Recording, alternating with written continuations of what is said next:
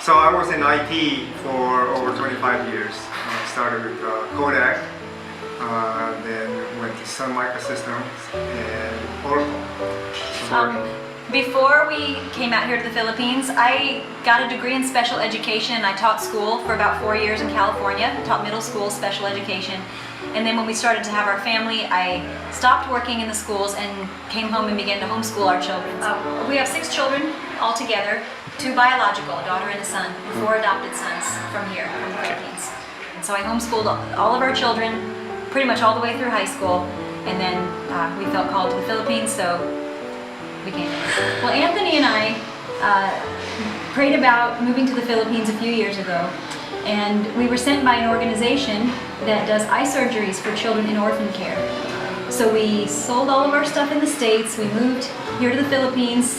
I always believe that, at least personally for us, that if we're going to serve as missionaries full-time, I said we can't have something back here holding us back, or that we have to look back and say, well, you know, plan B. So if plan A doesn't work, we have plan B here.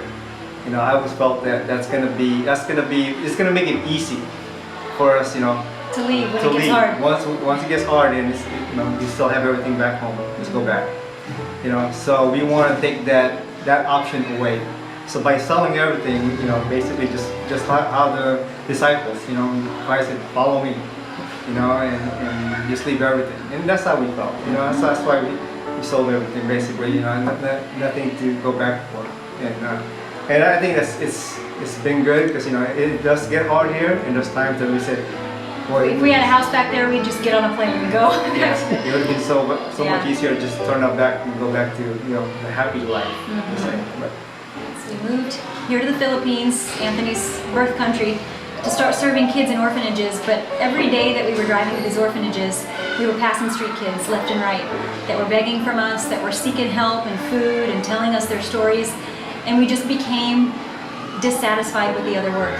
We were going into orphanages where kids were cared for and had everything they needed, and giving them surgeries and things, and passing by these kids that were dressed in rags, dirty, hungry. So we prayed about just taking a break from the first ministry and starting a shelter where we could reach out to the kids that we were driving by. We had nothing for those kids except maybe a cracker or a kind word, a snack, but we wanted to do more. So that's how Mercy House started, from necessity. There's a government shelter near our old place where we used to live that picks up kids off the street every Friday night. It's called the huli. Basically it means they just grab them. The task force grabs the kids and puts them in a government shelter, and they literally rot there. And it's a bad shelter. The kids are abused, they're not well fed, mistreated by other kids, by staff. So we went in there with a friend, a fellow missionary, to do a Bible time where we were going to give them snacks and coloring sheets and meet the kids. And we were totally undone by the conditions of the kids. So we called the social worker from that government shelter into a room and said, if we had a shelter, could we transfer some kids from your shelter into ours? And she said, yeah, write down the names of who you want. You can have them today. So she was ready to give us kids. She didn't even know who we were. Yeah. She didn't know if we were licensed. We are, but she didn't know if we were licensed. She didn't know if we were bad people, and she was willing to just let us take kids out of the government shelter. That shocked us more than anything. So we went to a pizza place around the corner from the shelter, and we talked, and we said, we're going to do it. We're going to take some of these kids who are stuck in the shelter.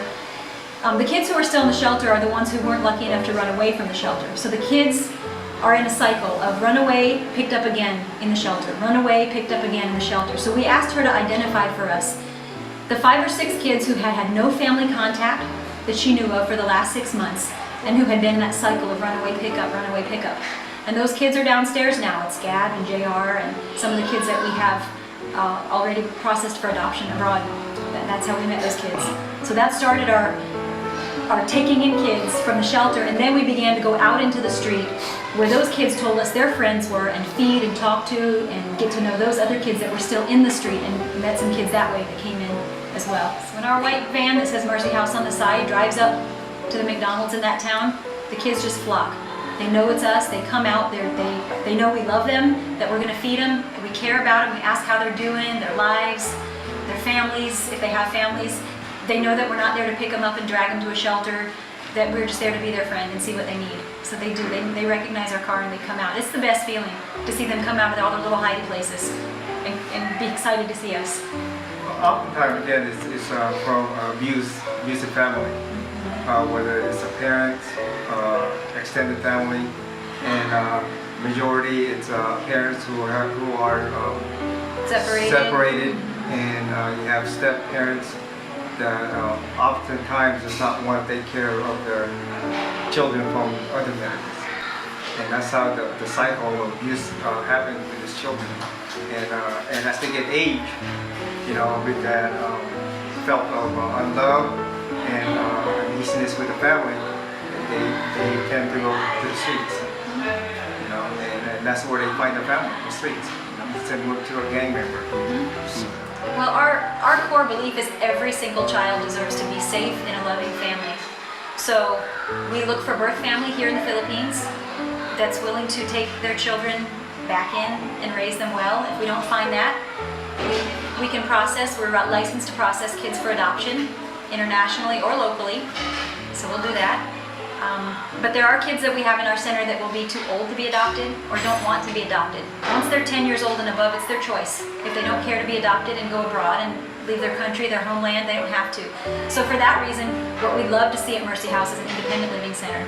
So we have the orphanage, that's where we are right now, but we would love to be able to make an independent living center where the young men can learn trades, whether it's auto mechanics or computer repair or anything. I mean, anything that we have skills around us that are marketable, that someone could teach the kids. College for those that are showing promise academically, so that they can break that cycle in their families, grow up and learn how to be good husbands and fathers and take care of their family members without crime and without fear of breaking the law. So we would love to have an independent living center. That's our next goal. Well, we've been blessed with the land now in a different part of the area where we still live. And so going forward is basically building the structure and from ground floor up. So one way that we receive our support out here in the Philippines is through our US-based 501c3. If you go to AmericanHelper.org, that's all one word, AmericanHelper.org, you'll see a link there to donate to Mercy House. And 99% of what you donate comes directly to us in the field. Only 1% is retained for overhead, which is an amazingly low number compared to most organizations. American Helper was started by an adoptive father who has adopted 3 Filipino children, loves this country, and just wanted to do something to help. So in his free time, which is limited, he runs American Helper for us to make sure we have what we need when we need it out here in the field.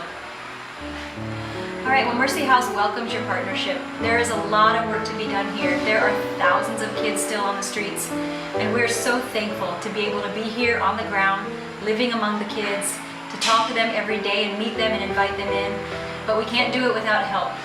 So if you felt led in any way to reach out and help, to support us financially with goods, with sending visitors with skills that they could share with the kids, we'd love to have your partnership so that we can help reduce the number of street kids and increase the number of good men that are being raised here.